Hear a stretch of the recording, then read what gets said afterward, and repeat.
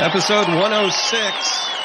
Ted Klopp, Ken Dworsnik, recovering from our trips, which I know we're going to have some stories with that. I have a few, and I imagine you do as well. I took in the fine city. We're on remote. It's like we're getting paid to do this. We're on remote. I went to New York City. Yeah. And you went to the French city, Detroit. Yeah, right. We were in Dearborn for the most part, but yeah. It was a good weekend. I don't know. What did you do in New York City? A lot. Yeah, a lot. A lot of steps. Took in the sights. I have one really good story. We'll hear about that in Out and About. Yes, we will. Well, before I forget, I need to certainly thank some people. So 106, our fan favorites for this episode, jersey wearers, Larry Nance Jr. Yeah. Baker Mayfield. Thank you. The guy who I can never say his name right, Jeremiah Usu-Koromora. I think I had to pretend as though I said that correctly. J-O-K. Ken Keltner, Larry Doby, Rocky Colavito. That's a pretty good list. That is a pretty good list. The Rock is on there. That's correct. The Rock. I think Rocky Colavito ever when he was coming up to bat. Do you ever think he ever walked up to the plate and said, "Do you smell what the Rock is cooking?" If he did, he'd be before his time. That'd be really impressive. It'd be hilarious if he stole it from him too. You know what I mean? That'd be great. If the current Rock stole it from the old Rock, that'd be great. Well, I'll save my descriptions of our trip for the most part for our Out and About segment, but I will share a quick proud dad moment in the first game that my middle son had. He was the goalie, and he had the game of a lifetime. Oh, cool. The coach said they didn't keep track. The coach said he had to have made 40 or 50 saves. Oh my gosh. So we lost the game 3-1. He let in 2 in the third period.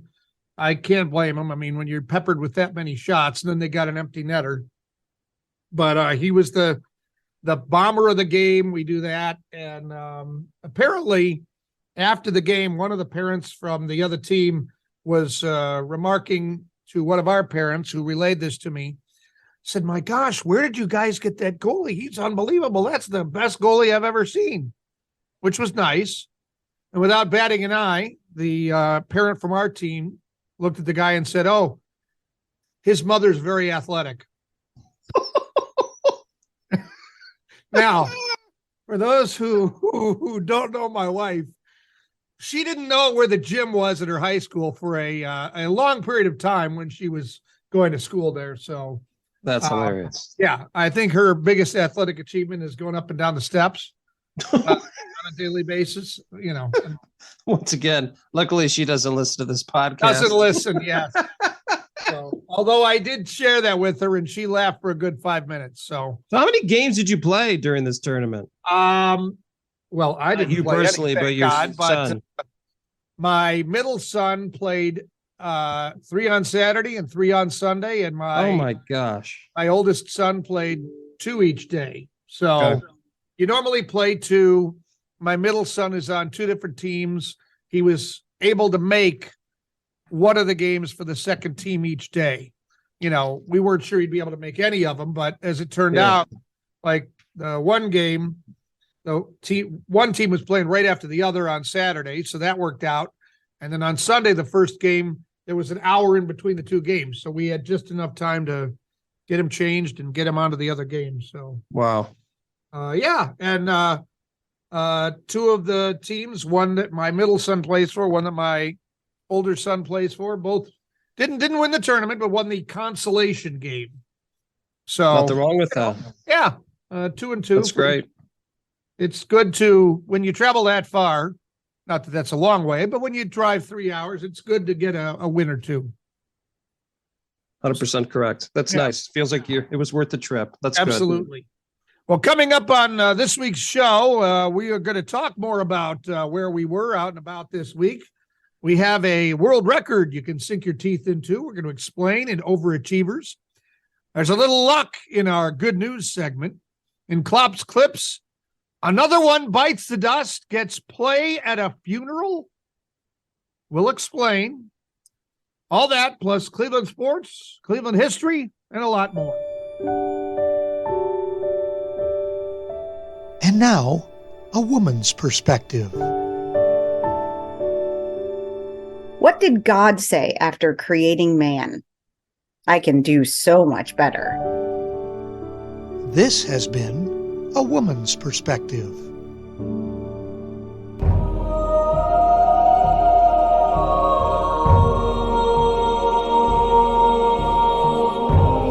Overachiever time. We have a jump roping dog. Never thought I'd be saying that today. And his owner are a Guinness World Record holders together. Wolfgang Lornberger, which is a great name, of Germany, is a dog trainer.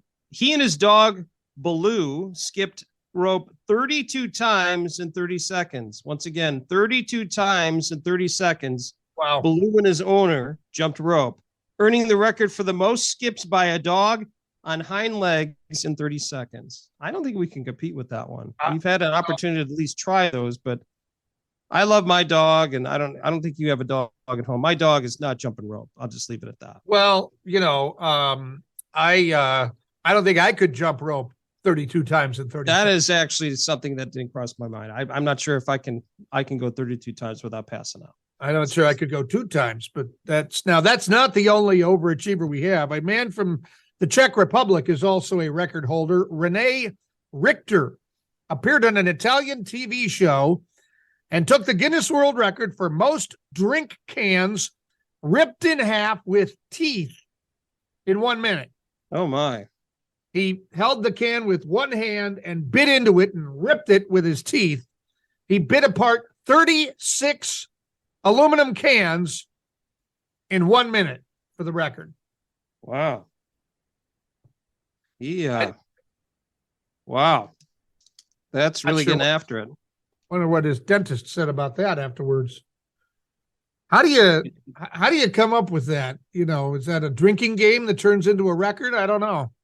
Yeah, I've heard of the eye socket thing with the beer bottle. Oh, people that have done that, but I've never heard of. Well, I've seen people rip the cans open with their teeth, but I've never heard it being a Guinness World Record. Well, now they you got it know. done.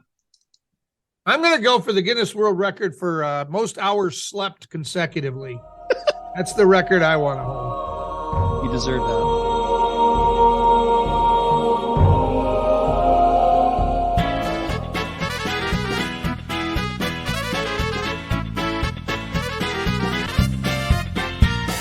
It's time to bring in our historian, our Cleveland history historian, John Grabowski. And John, we have a very interesting topic for you to talk about today.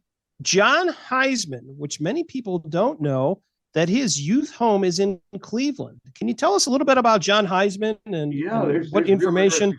Yeah, well, it depends who gets the Heisman Trophy this year, right? But, we can get to that, but seriously, Heisman was born to German parents in what was Ohio City in Cleveland in 1869. But he only stayed here for about a year. The family then moved to Titusville, Pennsylvania. And there's a story about his Cleveland connection that we'll get to later. But from Pennsylvania, he eventually went to college. He attended Brown and then actually transferred to Pennsylvania, and he played football in the 1880s. This is a formative period of football. It's just when American football is evolving from sort of a rugby soccer type of game into the more organized mayhem that we see now. And he became a coach when he was at Oberlin, and then he coached at Oberlin, coached at Akron, which was Bucknell University at that time, and then later at Auburn, Clemson, at Washington, and Jefferson and Rice. He became a noted coach. And by the turn of the 20th century, he was right up there with Amos Alonzo Stagg, Pop Warner, and these other founders of modern football. And so he's really quite a figure in football. And he basically introduced audible signals. He introduced a snap from to the quarterback. He also was one of the advocates for the forward pass. So you see him there really in creating the game of modern football. And he coached for most of his life. But coming back to Cleveland, I don't know if he ever came back to Cleveland. And the trophy that is named after him was from a New York club that he belonged to. And they created, I believe, in 1934, the Heisman Trophy to go to the best collegiate football player in the nation. He only, I guess, lived to see one person because I think he died the year after that. So, yeah, but he's a big story in Cleveland. And there's a side story here, Ken, that's really kind of interesting because for many, many years in Cleveland, there was a big bronze marker, one of those state markers outside of the Heisman House in Ohio City. I used to walk past that constantly. And then somebody did some sleuthing and they found out that the marker was in front of the wrong house. I had no idea, really. Yeah. And the whole thing devolves on the fact that street house numbers changed over the years and they did the wrong calculation. So some amateur historian, a sleuth, figured out where the house was and they reinstalled the sign in front of the right house. So Cleveland, Cleveland claims John Heisman, and I guess we've got the right house mark now. But seriously, if we're looking at football and we're getting really close to the Super Bowl, and God knows what the finals can be for collegiate football, but you've got all that happening, and he's right in there in creating this modern game. And I think the fact that he was born here gives him credit, but he didn't really play football here. Yeah. He was close. He was at Akron. He was at Oberlin. He was all over the landscape, but kind of an incredible guy. So I wonder if the Browns were in charge of putting that installing that marker initially. Just given their we probably shouldn't. I'm not going to touch that one. Yeah. So John Heisman played and then coached collegiately. Never had any. Didn't do anything in professional football. His claim to fame is in the so-called, and I guess at the time, the amateur level. The amateur, but at the time he was there, pro football was secondary. And if you wanted to find the best football game in Cleveland in the 1930s, you'd go to the annual Case versus Western Reserve game. It drew huge crowds. Collegiate football was considered the best game.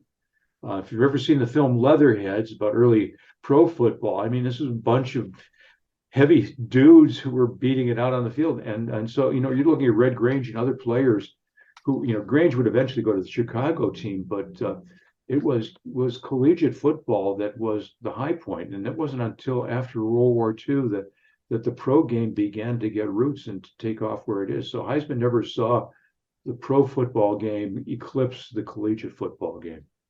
Yeah, or did he see the madness in collegiate football that evolved today? Yeah, I can only imagine how much money he'd be making in NIL right now, John. Let's be honest. He was a very good football player from everything I've heard. Yeah, he was a very, very good football player. Yeah, and the question is a very good coach too. And if you look at coaches' salaries today in collegiate football, there's a ka-ching factor at a lot of those colleges that he, not Oberlin, of course, and not University of Akron, but some of the colleges where he coached.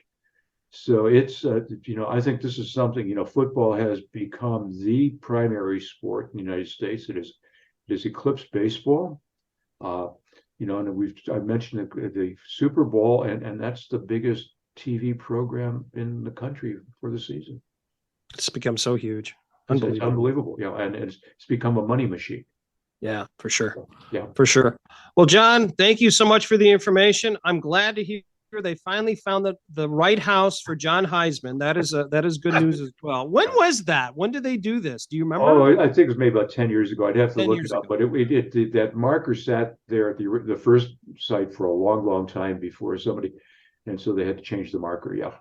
Oh my gosh. Well, John, as always, great information. We really appreciate the time as we look back to talk about John Heisman, who was born in Cleveland. Thanks, John. You're welcome. My pleasure, Chad.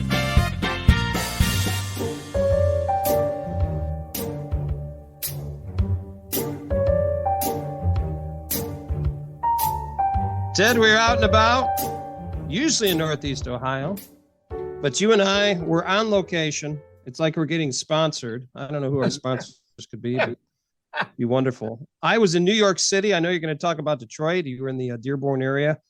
So Awa and myself and her stepsisters We all got a trip from her mother for Christmas, and we met in New York City, which was very exciting. It's been a while since I've been there. Certainly many people understand what's in New York City and all that. We did all the touristy things. We went to the Statue of Liberty, went to the Empire State Building. We went to Times Square. Very fun. 2 highlights. Yeah. We did go to a brewery. I know that's a huge shock for you. A place called Evil Twin. Very good. And then we went to a speakeasy, which was literally a normal speakeasy. Not that you can have a speakeasy that's unnormal, but this was very normal. It wasn't marked. We stood in line. The name of the speakeasy was called Attaboy, and they did not have a menu. You describe to them what type of drink you like and what what your flavors are, and then they made it. It was pretty cool. Your bill came on a piece of paper, handwritten, and it was very neat. We had a great time. Wow. A lot of great highlights of the trip. I'm not going to bore you with that, but you want the funny stuff, so you're going to get it. Of course. So Times Square, as many people know, is just nuts. I mean, there's cars and people and lots of light. We did see the Christmas tree being taken down, which was Taken down. Many people Most people enjoy seeing it go up or when it's right. up. I saw it being taken down, Taken and then down. I also saw the ball at the top of one of the buildings that they have for New Year's. So that was Oh, you were there before? Okay. Oh, no, so we didn't see you the went ball up there? drop. We just literally saw the ball. We're on top of the building when they do the drop. So as you know, it's walking in New York City. If you can do that, that's great. Just because it takes so long to get from one place to another by car because of the traffic. So we were walking in Times Square. Previously, we went to the speakeasy and all that kind of stuff. So we decided we're going to step in a coffee shop. I'm not going to give the name of the coffee shop, but we went to a coffee shop, got something to drink, and we're going to use the restroom so we can finish walking the rest of Times Square. So I've never experienced this before, and I'm not sure if you have. So this coffee shop stayed open till 10, but they shut down the restrooms at 9. Oh. So myself and Awen's 2 stepsisters were in line, and the gentleman who's one of the employees comes behind us and just stands there, and people start to come up to get behind him. He goes, "No, I'm shutting this restroom down. This is getting shut down after these 3 people are done." What? Okay. Well, there was one gentleman. He did not like this. Yeah. Didn't like this at all. So he opted to get very vocal, little aggressive, and just kept getting closer and closer to this man. So I used the restroom, and I was the last one to use this restroom, supposedly. So I get out, and both these guys are like nose to nose as I open the door. Ah. And of course, being the middle-aged man that I am, I'm not really into aggression. That's not really my forte. And I just looked at the 2 of them. I said, "I'm not sure what you 2 need to do, but somebody has to move so I can leave the restroom. I don't want to hang out there. And then you guys could just talk about whatever you wanted to talk about." So I slip out. This guy slips behind me and goes to the restroom. The guy shuts the door. Yeah. This is the guy who's trying to use the restroom. And the employee's like, "Call the police. Call the police. Call the This police. is it." So they called the police to get this man arrested for Using the restroom. That was the first. Did you hang out to see if the police came? No, I would be surprised. There's a lot of police that are walking around in Times Square, as you can imagine. So I imagine people just came, and the gentleman was probably just escorted out. I can't imagine he was arrested, but I it was all multiple times.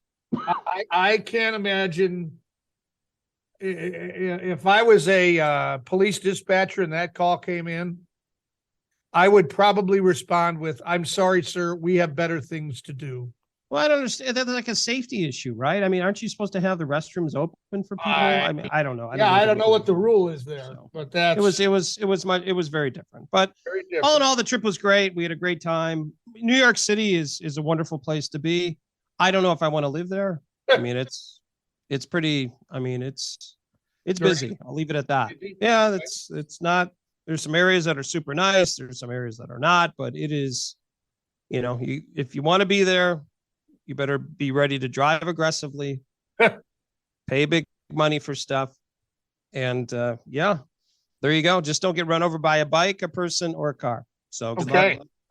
But other than all in all, it was a great trip. We had a great time. So, well, it was my experience. Did you have any bathroom arrests while you were in Dearborn or anything There like were no that? bathroom arrests. there was, so we played at, 4 or 5 different rinks. Some of the nonsense would have been,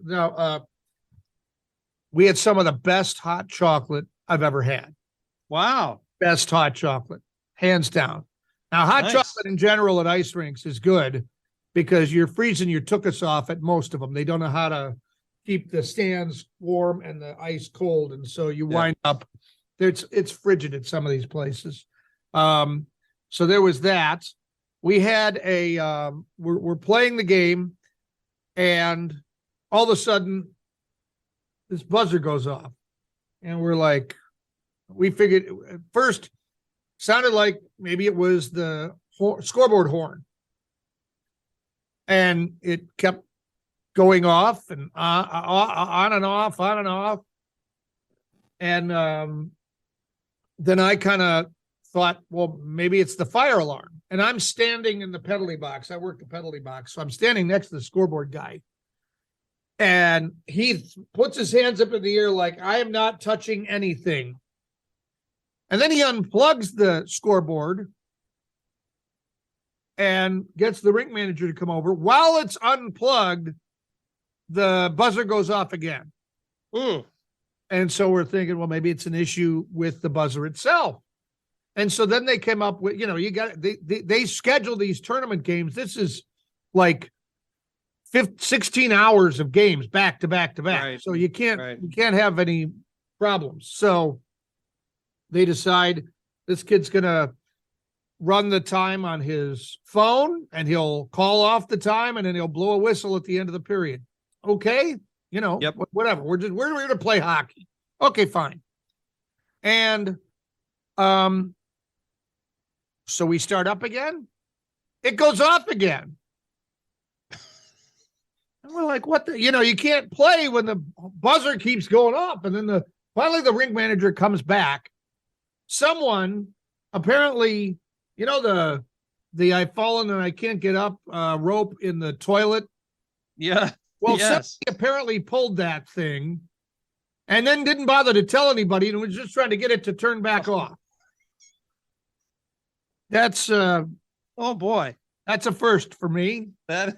So we got the buzzer was going off because of that. Because of that, something in the toilet. Yes, we have to alert the entire rink. Someone is in the toilet, but holy cow, they didn't know where it was coming from. How do you not have a different it's got to be a different buzzer. Yeah, different buzzer. Yeah. So I don't. I don't know. So that was interesting. And then my final piece would be, we're at my middle son's game. The game is going on, and at one end of the rink, there's a team warming up outside the locker rooms. They're doing their kicks and their whatever, calisthenics, whatever. And we hear this music, and it's while the game's going on. And we're like, what is that? And it's loud enough that we can hear it, and it's kind of rap music, and we're like, what is that? And we finally figure out, us in the stands figure out it's this team that's warming up. They have their warm-up music blaring down at the end of the rink. Oh, lovely. Extremely disrespectful. Yep. And so my oldest son is sitting there with us, and he's like, Daddy, aren't you going to say something? You should tell somebody. And I'm like, Bud, that's the tournament needs to take care of itself. If they can't police that, that's on them, and that says something about the tournament. Well, not accepting that for an answer and being the Sherlock Holmes that he is, my oldest son, 11 years old, marches down and takes a listen to the music in the area and comes back up, and his jaw is on the floor. And he says, Daddy, there are F words. Okay. So I decided that was we crossed the line there. You can't blare that kind of music. Yeah, that is inappropriate. So then you and I I, sports out, days, we can't do that. Walked out, found the tournament representative for the tournament, told her what was going on, and she wasn't sure what to do. And so I said, I don't know if I should be telling you or someone else. And she said, well, that's really an arena issue. Go across the hall here and tell them. So I go across the lobby, and there's a woman at a desk, and I said, hey, here's what's going on. And her eyes got really big. And she said, I'll have the arena manager take care of it. And within about 2 minutes, there was no more music. Nice. Look at you. As we were leaving, I made sure my oldest son was with me, and I walked back over and I thanked them for taking care of that. I mean, this is the oldest kids there are high school sophomores. So the majority of the kids are elementary and middle school. That's not acceptable. No, in all honesty, you know this. That's not acceptable really anywhere, unless that's your personal usage. I mean, you can't be blaring that type of stuff in an arena or anything like that. That's just, that is not kosher, as they say, sir. So, no, it is look not. At you. I'm going to start nicknaming you the Enforcer. Enforcer. Head flop, Enforcer. Ted, we have some great news. And we have a winner of the Wisconsin State Lottery as our person in the good news. The winner of the Mega Bucks. I'm not familiar with that. Mark Cunningham. He hit for $15.1 million. Oh, well, that's a chunk of change. The friend, Mr. Mark. The interesting part here, though, Ted, he bought the ticket at a store in the town of Luck, Wisconsin. That's interesting. Yeah, that's I guess that's some good luck. If I can ever buy a lottery ticket, it would be at a city with the name of Luck. I mean, that just seems like a win-win. I seem to have bought, I don't play the lottery too often. I always seem to buy the tickets in the city of Bad Luck.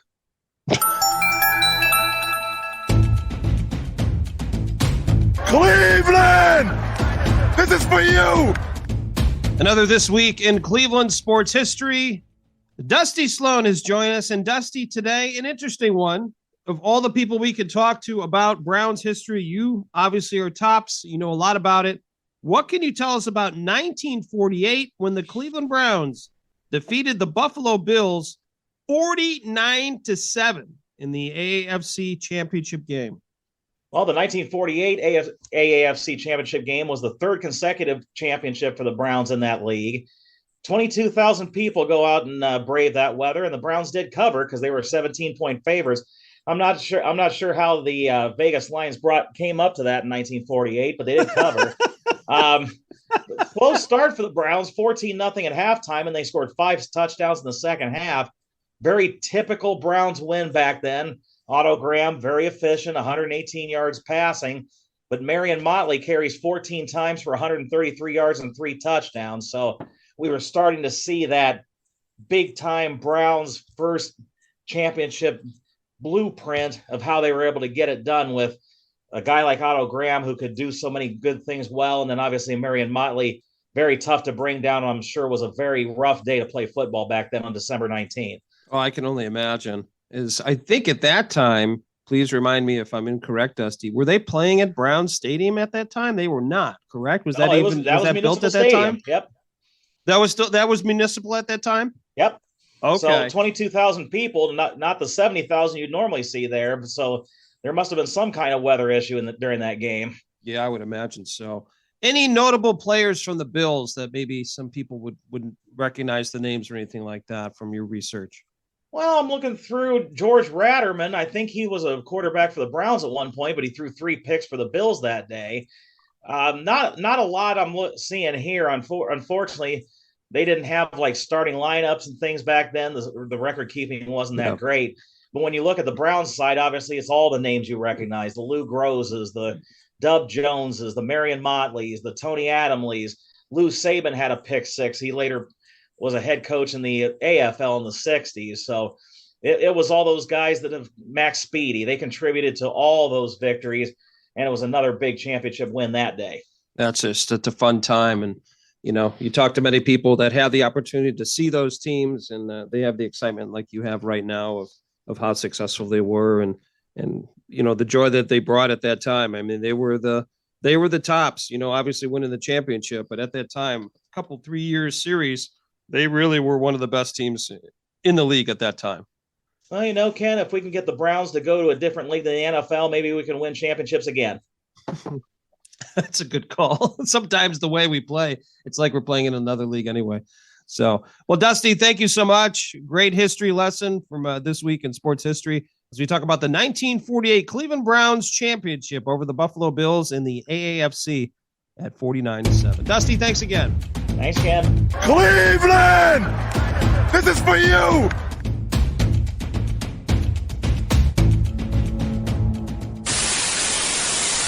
What are you watching, Ken? What are you watching? Do you have any highlights on your DVR, or should I mention a couple?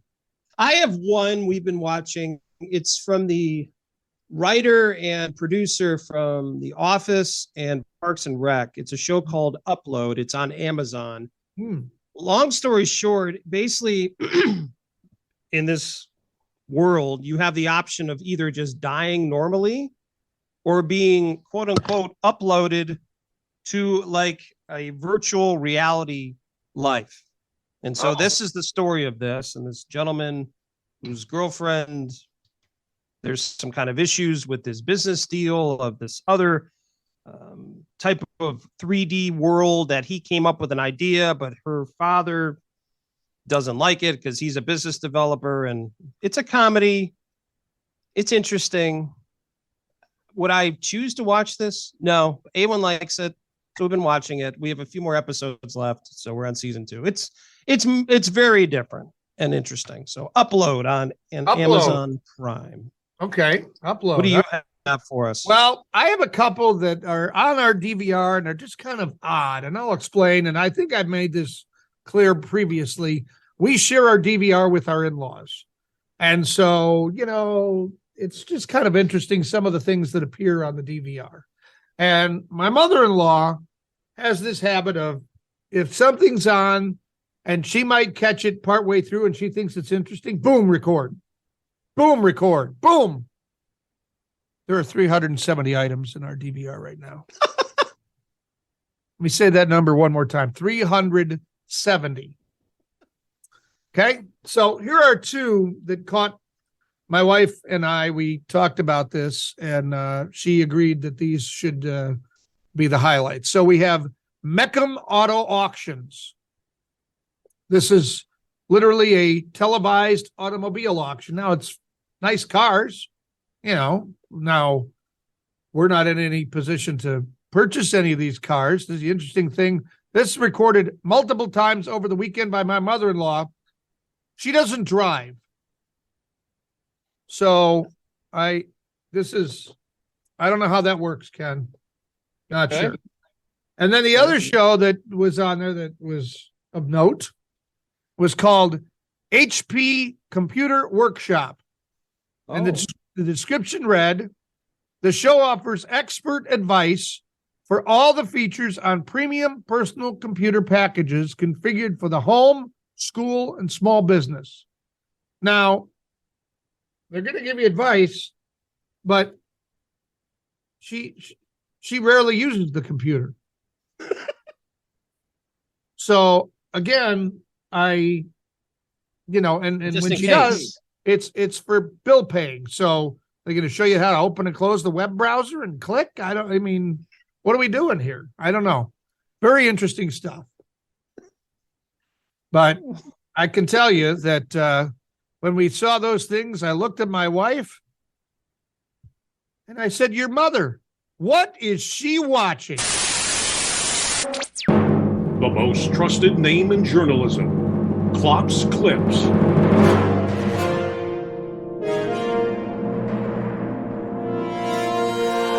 All right, Ken, here it is. A woman who flew United Airlines 4 years ago and lost her luggage just got it back. 4 years. April Gavin was flying back on a business trip back from Chicago. United Airlines apparently looked for the luggage for months and then eventually reimbursed her because they didn't find it. Apparently the bag simply wasn't scanned correctly. It wound up in Honduras and Houston before being tracked down. Interestingly, everything in the bag was intact and okay. Probably expired if there were any items that had expiration dates after 4 years, but yeah. Got it back. Yeah. A UK woman who died of cancer took the time to plan her own wake when she got her diagnosis, and she made sure it was unique. Sandy Wood hired a flash mob to perform at her funeral. Video online shows members of the group Flaming Feathers sitting with the somber crowd until the Queen song Another One Bites the Dust starts playing. The cabaret performers whip off their funeral attire at that point and sashay to the front of the room. Getting to the lectern, the dancers start clapping and breaking it down in tandem as the crowd looks on in shock. Some attendees were initially appalled, but eventually some of the mourners joined in the dance. The job was so bizarre that 10 other dance groups passed on the opportunity. That is absolutely outstanding. I just something different, in a somber situation. I think that's pretty cool. Yeah. So there you go. Thousands of patients at a British clinic were notified via text message just before Christmas that they had an aggressive lung cancer. They were notified via text that they had aggressive lung cancer. Reports say about an hour later, another message came from the Askern Medical Practice, and this one read, quote, "Please accept our sincere apologies for the previous text message. This has been sent in error. Our message should have read, we wish you a very Merry Christmas and a Happy New Year." Oh, my God. Jeez. Oh, God. The clinic has not publicly commented since sending out the corrected message. We have no comment. I'm not sure what they can't send the right one out. Yeah. What intern got fired for that one? Yes, all of them. Yes. Sneeze, achoo. Oops, I clicked send. Well. In sports, congratulations to Guardians manager Terry Francona. He's been ranked the most handsome manager in the American League. How about that? Great. Gambling.com did the study using official MLB portraits and an app called the Golden Face Ratio. The Golden Ratio Face. The app says it uses facial symmetry, facial structure, and the Golden Ratio, not sure what that is, to calculate the beauty of anyone. Francona, number 5 in all of baseball amongst managers. Mets manager Buck Showalter was named the most handsome manager in the game. Wow. Congrats to those gentlemen. I always like to be told that you're good looking. I don't hear that very often. Good for them. I'm wondering how we would fare on that, but I'm not sure I want to. We're not going to go that route. No. We're good. All right. I'm Ted Klopp. That's news to me.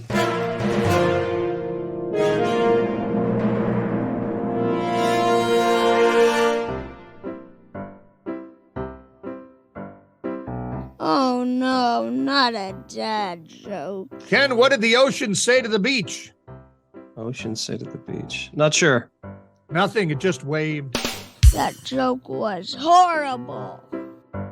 Ken, we're coming to the end of episode number 106. Something I found online the other day that I thought I'd share a few of. Interesting yard signs. I realize this is an audio-only show, but there's a few of these we can read. Sure. Wife caught husband cheating. Everything must go yard sale. Got that one? Here's another one. No soliciting. We're too broke to buy anything. We know who we're voting for, and we found Jesus. Seriously, and unless you're selling Thin Mints, go away. I like that one. That's pretty good. This was one of my favorites. There's a workout machine in the yard with a sign in front of it. I'm fat and lazy. You still have a chance. Free.